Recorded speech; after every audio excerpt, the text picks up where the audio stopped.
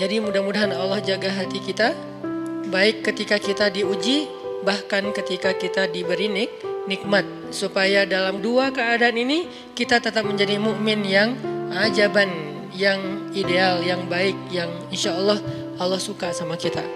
Kalau diuji sabara fakana khairallah, kalau diberi nikmat syakara fakana khairallah.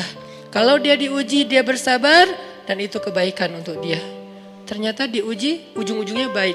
Lewat apa ujian menjadi kebaikan? Lewat sabar. Bukankah Allah bilang wabasyiris sabirin? Sampaikan berita gembira kepada orang yang sabar. Ada banyak kebaikan yang Allah sediakan untuk orang yang sabar kalau dia sabar.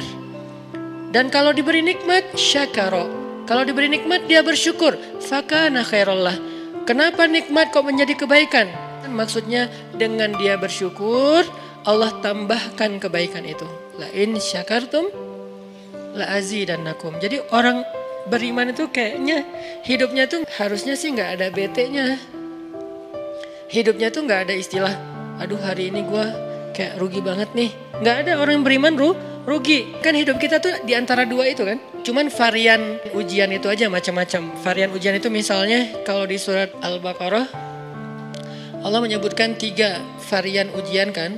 Ba'sa, dharra, zulzilu. Ujian fisik, ujian harta. Harta ini termasuk karir, kerjaan, usaha, bisnis.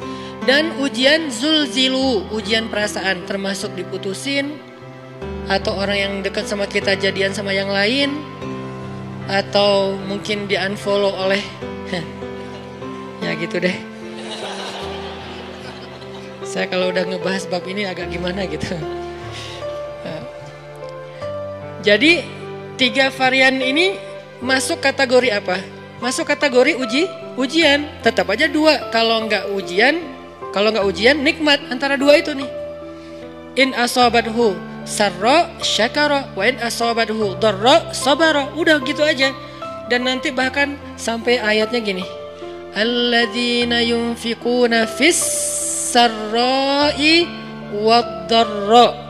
Orang yang tetap beramal soleh lewat hartanya dalam keadaan dia berkelebihan atau dalam keadaan dia kekurangan. Itu mukmin, keren banget gitu. Dia tuh nggak pernah kehilangan kesempatan berbuat baik.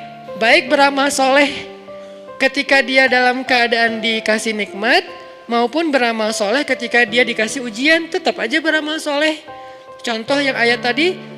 Yunfikuna fis sarra, berinfak dalam keadaan sarra, dalam keadaan bahagia, senang, lagi dapat untung gitu kan. Ataupun yunfikuna fit dharra, tetap berinfak walaupun dia dalam keadaan dharra, dalam keadaan susah, dalam keadaan dor itu kan bahaya. Nih kalau saya infak nih bahaya nih buat saya nih. Kalau saya kasih nih saya kayak nggak ada tabungan buat mahar nih. Kalau saya kasih ke dia terus saya gimana? Gitu kan? Ini dor banget nih, bahaya banget nih. Tapi dia tetap berinfak. Siapa yang mencontohkan hal seperti itu? Selain pastinya Rasulullah udah gak diragukan lagi. Yang jadi kayak simbol berinfak walaupun dia butuh. Orang-orang Ansor.